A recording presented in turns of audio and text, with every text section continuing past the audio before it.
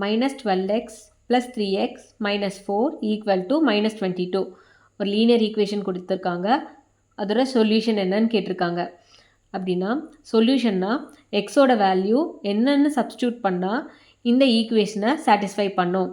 அதாவது LHS equal to ஆர்ஹெச்எஸ்ஸாக இருக்கும், எல்ஹெச்எஸும் ஆர்ஹெச்எஸும் ஈக்குவலாக இருக்கும் அப்படின்னு கேட்டிருக்காங்க. இப்போ இந்த ஈக்குவேஷனில் லைக் டேர்ம்ஸ் எல்லாம் நம்ம வந்து சிம்பிளிஃபை பண்ணிக்கலாம்.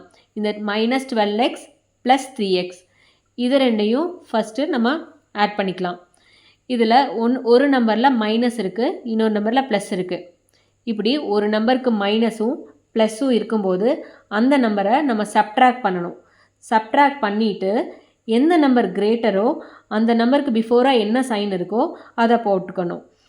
இப்போது இந்த 12ஐயும் 3ஐயும் நம்ம சப்ட்ராக்ட் பண்ணிவிட்டு 12 minus 3 9 9x 12x minus 3x 9x 9x greater நம்பரோட சைன் மைனஸ் அப்படின்னு கிரேட்டர் நம்பரோட சைனை நம்ம போட்டுக்கணும். இங்கே மைனஸ் 4 ஈக்குவல் டு மைனஸ் 22. இப்போது இந்த எக்ஸோட வேல்யூ தான் நம்மளுக்கு வேணும். அதனால மீதி இருக்க எல்லா நம்பரையும் லெஃப்ட் ஹேண்ட் சைட்லேருந்து ரைட் ஹேண்ட் சைடுக்கு மூவ் பண்ணிக்கணும்.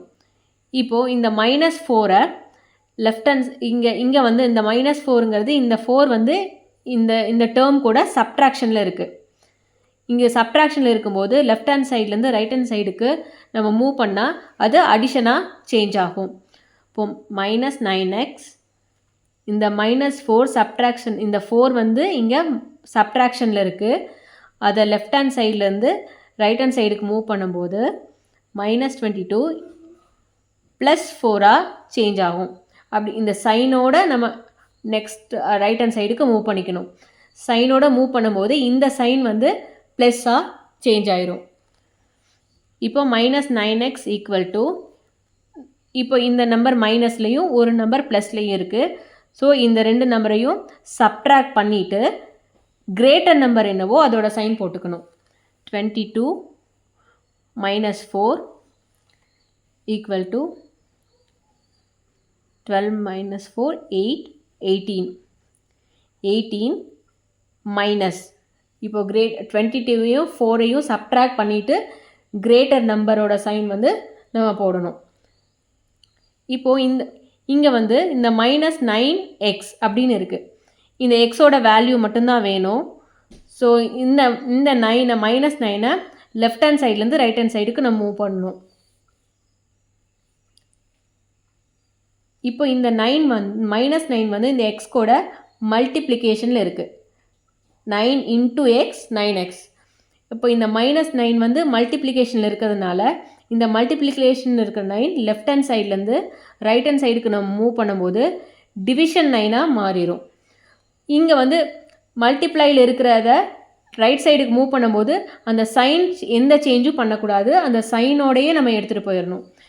X equal to minus 18 divided by இந்த மைனஸ் 9ஐ அப்படியே ரைட் ஹேண்ட் சைடுக்கு மூவ் பண்ணிக்கணும். எப்போவுமே மல்டிப்ளையில் இருக்கும்போது அந்த சைனில் எந்த சேஞ்சஸும் நம்ம பண்ணக்கூடாது, அந்த சைனோடு அப்படியே எடுத்துகிட்டு போகணும். எடுத்துகிட்டு போயிட்டு இப்போ கேன்சல் பண்ணிக்கலாம். இங்கே இருக்க மைனஸ்க்கும் கேன்சல் பண்ணிவிட்டு 1 9s are 9 2 9s are 18